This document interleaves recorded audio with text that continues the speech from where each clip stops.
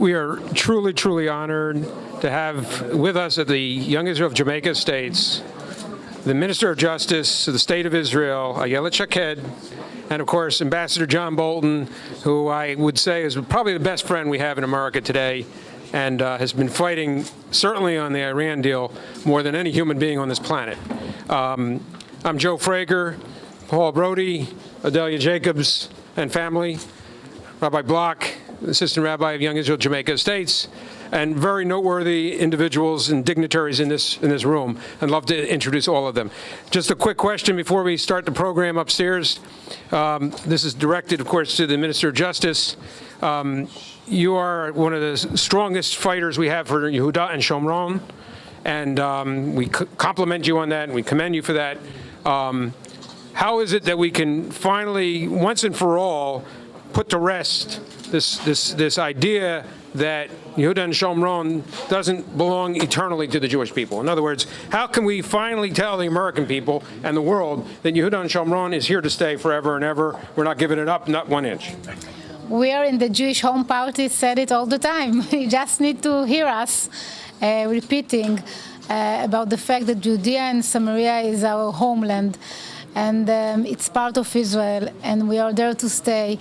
And there are today 425,000 citizens in Judea and Samaria.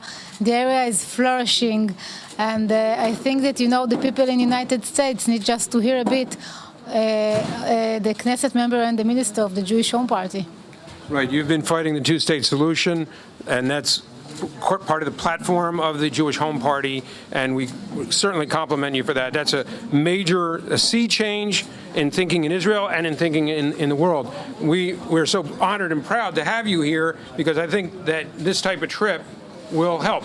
You agree with me, Ambassador, on that? That if she comes here more often, that Judea and Samaria will finally be secure? Well, I don't think there's any question that in the United States there needs to be a greater understanding that the concept of the two-state solution has failed, and that continuing to pursue it isn't going to bring peace or stability anywhere in the region as it descends into chaos. So having this discussion, I think, is incredibly important here in the United States to help educate people on what the consequences would be.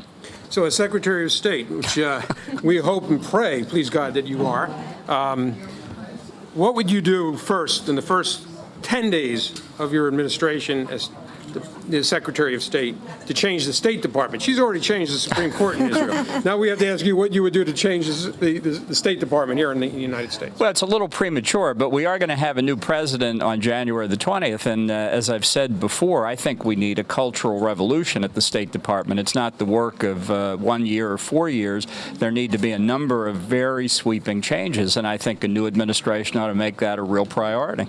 Thank you. All right, I'm going to address this question in front of the Minister of Justice and Ambassador John Bolton. We need a little quiet. This is a question for Eugene Gluck, who's, I see Mr. Davis too. I mean, the two of them have fought in America. They're pace setters for all of us young folk. I mean, they have set the bar very high for Zionism in America, Chavivat, the whole love of Israel, Chibat Yerushalayim, the love of Jerusalem, and Betel. I mean, Betel is... This is Mr. Betel right here. So, without further ado, Eugene Gluck. Where's Ketzler? And Arut Sheva, too. And Arut Sheva. We are very happy to hear what you said. We know it's going to take a while, but we have to try to expedite it as best as we can because it's really needed, because the situation is going not in the right direction, which I'm sure you all agree with me, right? So your attitude and your commitment, what you're going to try to do right early on, is tremendously commendable, and we're looking forward to that. And it's encouraging, and because we are all very proud of you, and her I just met, and I heard so much about her in this short time. So, and her being as young as she is, and being as committed as she is, she's going to do lots of things. Thank you very much. Thank you very much. Thank you. God bless both of you together forever.